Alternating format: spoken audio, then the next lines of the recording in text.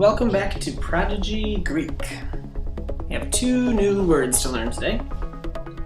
And that is the earth, or we're going to say tain gain.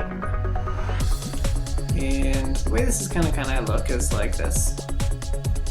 Tain and gain. And these are to elongate the E, so it's really like the two E's. And the first letter is going to be tau, which looks a lot like T. Right there. And then the ain is the double E, but instead it's the long E, and so it looks more like this. So tau, eta, and then nu is the N sound. So we've got one letter that looks right, two that look weird.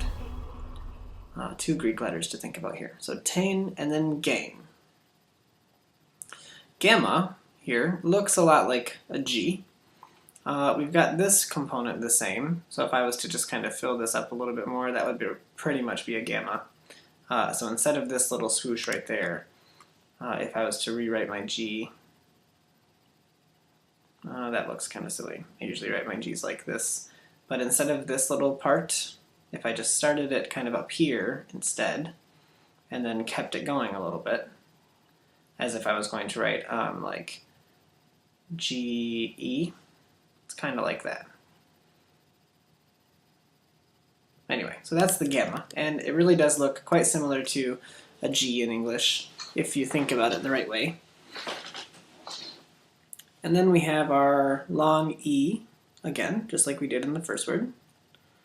So tau, eta, nu, gamma, eta, and then we have another nu. Just like that. So I'll write out these so you can see what the letters are. We have a tau. Oops, wait, I should write it in English.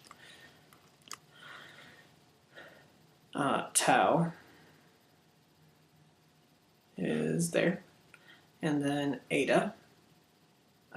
Sorry, my Greek is... The letters are so similar that after a while they kind of get mixed up. And then nu. Oh, I almost turned that into an upsilon. Okay, and then gamma. And if you didn't notice, my handwriting is kind of influenced by Greek anyway. And then eta again. Like my E's right there, I'm just kind of used to drawing them that way. And then nu again. So tain gain. And do you remember what it means? It is the earth. Okay, so I'm going to get rid of a lot of that.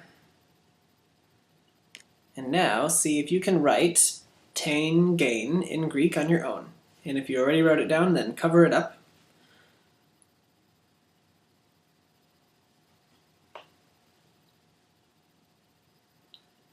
One more time, just to make sure you got it. Tain gain. Try that out a little longer.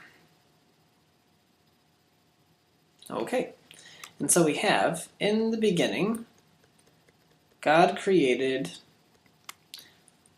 the earth. How would we write that? We did in the beginning, God created the heavens, but what if we wanted to say in the beginning, God created the earth? Say, in arche.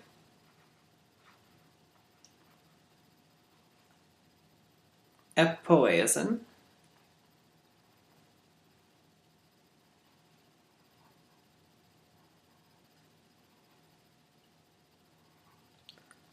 Ho theos.